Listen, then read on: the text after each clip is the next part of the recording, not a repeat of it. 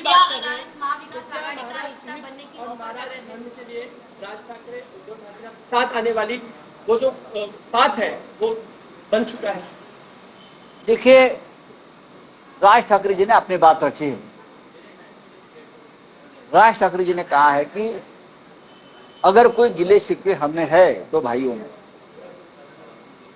तो मैं कोई ईगो नहीं रखूंगा और दूर करूंगा महाराष्ट्र के हित के लिए।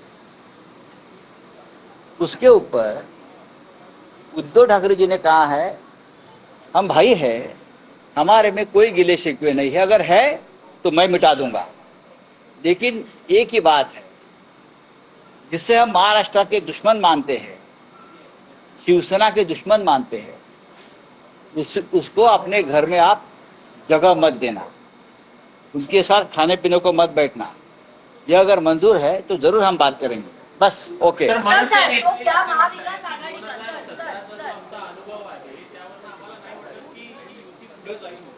बघा, मी सकारात्मक आहे स्वतः, आणि आम्ही पाहतोय आता की तुम्ही जी साथ घातली त्याला आम्ही प्रतिसाद दिला।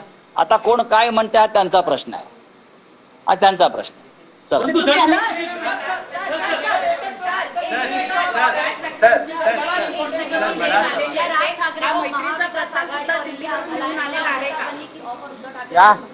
राज ठाकरे को इंडिया अलायंस महाविकास आघाड़ी का बहुत टाइम है, पहले हमारे घर की बात खत्म होनी।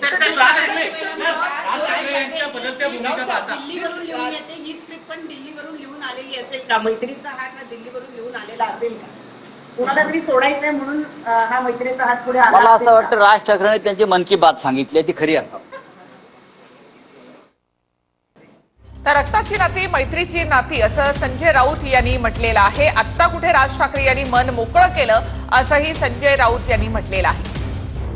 उद्धव ठाकरे यांनी प्रतिसाद दिला असंही संजय राऊतांनी म्हटलं।